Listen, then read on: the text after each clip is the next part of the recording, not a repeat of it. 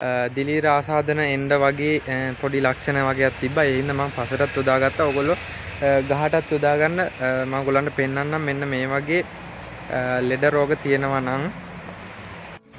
ඉතින් මේ විදිහට ඔයගොල්ලන්ට බලා ගන්න පුළුවන් මෙන්න මේ විදිහට සාමාන්‍යයෙන් පින්න වගේ හිටින්න ඔයගොල්ලෝ අද මම ඔයගොල්ලන්ට කියලා දෙන්න යන්නේ කොහොමද අපි කුරුඳු කොළ නිස්සාරණය එහෙමත් නැත්නම් කුරුඳු කොළ වලින් යුෂ අරගෙන ඒක තම්බලා කොහොමද අපි ඒක වගාවකට යොදාගන්නේ කියලා.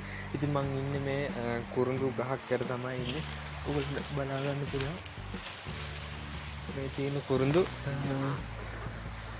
බලා ගන්න පුළුවන් ඔයගොල්ලන්ට. ඉතින් මේකෙන් කොළ අතට අහුවෙන අහුරු කීපයක් දෙකක් ගන්න ඉස්සෙල්ලාම මේ කුරුඳු ගස් හැම ගෙදරකම වගේ තියෙනවා අනිවාර්යෙන්. ඉතින් මේකෙන් කොළ අතට අහුවෙන ප්‍රමාණ දෙකක් තුනක් විතර කඩා ගන්න කොළ මේකේ. ඉතින් මේ තියෙන මම කඩාගත්තු කොළ එක එක කඩන්න බැරි හින්දා මම අත්තක් පිටින් කඩාගෙන ආවා. ඉතින් මේකේ කොළ ටික අපි වෙනම කඩාගමු.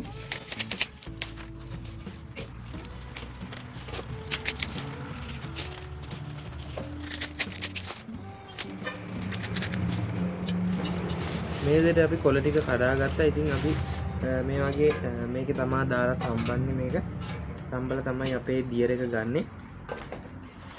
මුලින් කිව්වා වගේ මේකේ එක එක කෘමි විකර්ෂක සහ දිලීර නාශක ද්‍රව්‍ය තියෙනවා. ඉතින් මේ වගේ කොළ කීපයක් එකට අරගෙන ඔයගොල්ලෝ පුළුවන් නම් මේ ලෙඩ නැති කොළ ගන්න.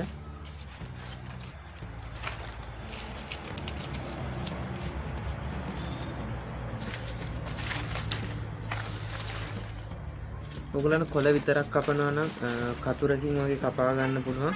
එහෙමත් නැත්නම් බ්ලෙන්ඩර් කරලත් ගන්න පුළුවන්. එතකොට බ්ලෙන්ඩර් කරපුවාම ටිකක් අපිට පෙරා ගන්නෙම අමාරුයි. කපා ගත්තත් කමන්නේ.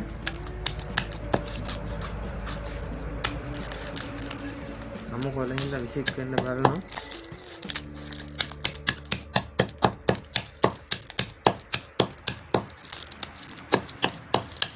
නිකන් මේවා ටික මෙහෙම තැළුනහම ඇති මේක යුෂ ටික එළියට ගන්න විතරයි ඕනේ.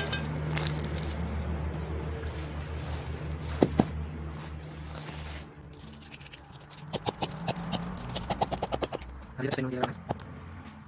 එහෙම තමයි කරලා බලන්න.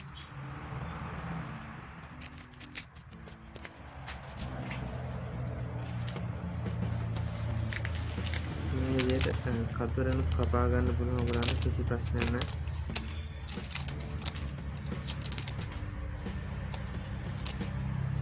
මම ඔයගලන්ට මේ විදි දෙකම කිව්වේ ඔයගලන්ගේ පහසුවට.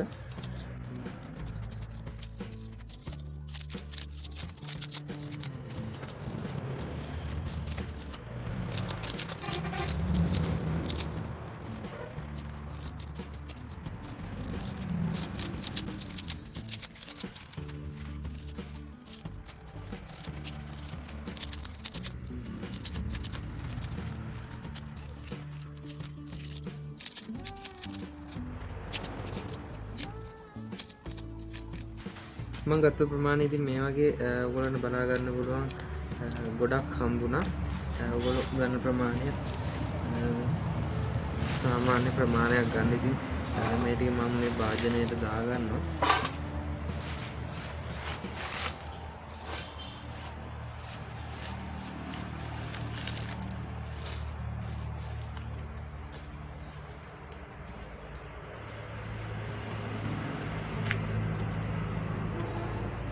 ඒ වගේම තමයි ඔයගොල්ලෝ මේ වගේ අත්තක් ගත්තොත් අත්තේ කෑලි ටිකක් ඔයගොල්ලන්ට කපලා ගන්න පුළුවන්.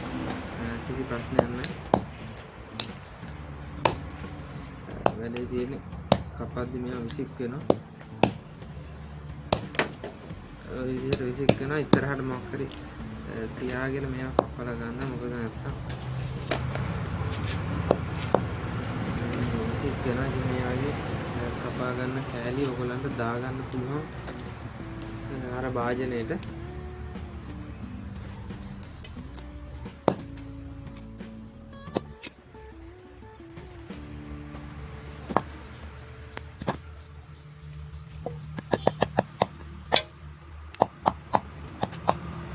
ඉතින් භාජනයට දාගත්තාම මෙන්න මේ වගේ තමයි ඉතින් ඔයගොල්ලන්ට බලා ගන්න පුළුවන් වෙන්නේ. මම මේකට වතුර ලීටර් 1ක් වගේ යොදා ගන්නවා. සාමාන්‍ය මං ගත්තේ සාමාන්‍ය වැඩි කොළ ප්‍රමාණයක් ගත්තා. මොකද මං අරන් තියෙන පස්වල දිලීර හැදිලා තියෙනවා. ඉතින් ඒවට පස් වලට දාන්නත් එක තමයි අරන් තියෙන්නේ. ඕගොල්ලෝ ස්ප්‍රේ කරන්න විතරක් ගන්නවා නම් අතකට ගැලපෙන මිටක් වගේ කොළ ප්‍රමාණයක් අරගෙන ඒක මෙහෙම කෑලි වලට කපලා ජලය යොදා ගන්න. ඉතින් මම දැනට මෙතන වතුර ලීටරයක් වගේ තියෙනවා. අපි දාලා බලමු.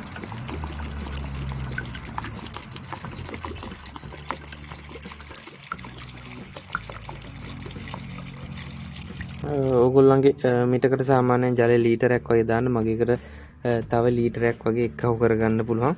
ඒ ලීටරෙත් දාලා මං ලිපේ තියලා ඕගොල්ලන්ට පෙන්නන්නම්.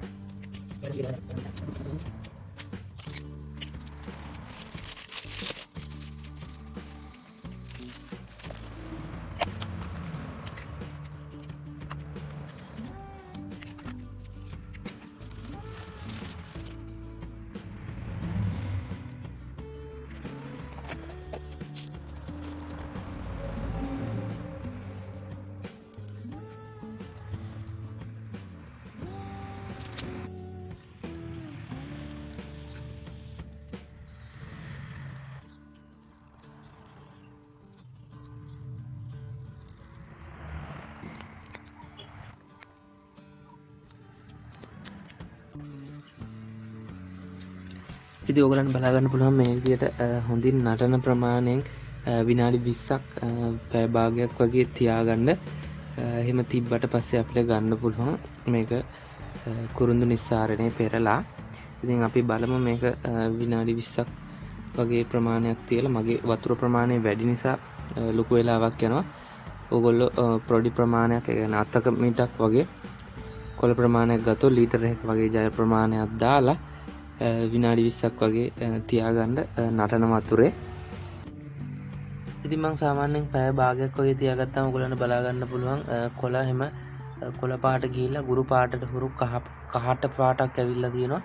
ඉතින් මේක දැන් මම මේ භාජනයෙම තිබ්බොත් නිවෙන්න සෑහෙන වෙලා යන හින්දා මේක මම වෙනත් භාජනයකට පෙරා ගන්නම්.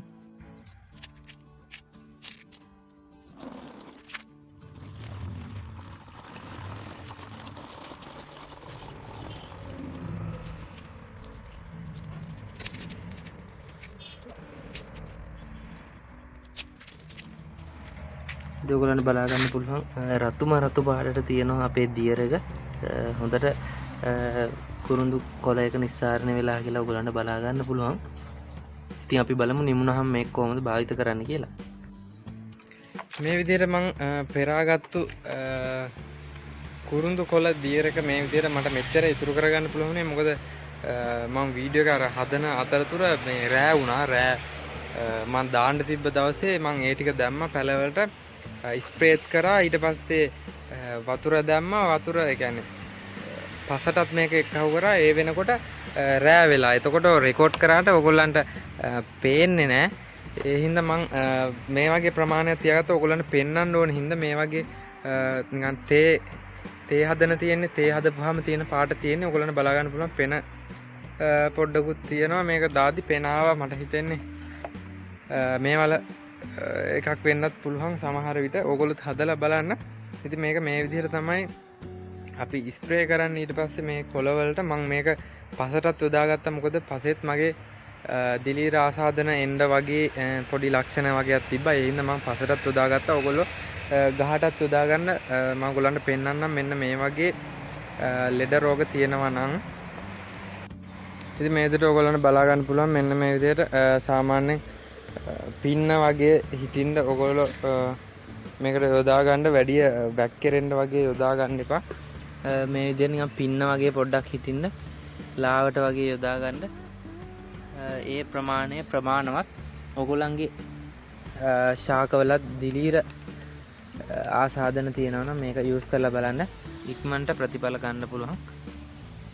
ඉතින් මගෙත් ඔය ලෙඩ වෙච්ච පැල කීපයක් තියෙන්නේ. තවත් මේ වගේ ලෙඩ තියෙනවා ඔය දිලීර ආසාදන වෙන.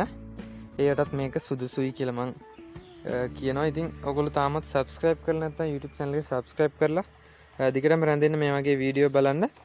ඉතින් සමාවෙන්න ඕනේ මෙච්චර ඉතුරුනේ මගේ මේ වගේ බෝතලයකුයි ඒ වගේම සහ ලොකු ලීටර් 10 බකට් එකකින් මගේ තියෙන පැල පොඩි ප්‍රමාණයකට දාගත්තා. පසරත් මම එක්කව කරා මොකද මගේ පසෙත් දිලීර පොඩි ඒ වගේ ගතියක් තියෙන හින්දා මම ඒක කල් තියාම ඒකට යෙදුවා. ඔයගොල්ලොත් ලෙඩ එනකන් ඉන්න එපා. ඔයගොල්ලන් නිකන් ලක්ෂණ පෙන්නනවා නම් අනිවාර්යෙන් ඒවට දිලීරනාශක යූස් කරන්න.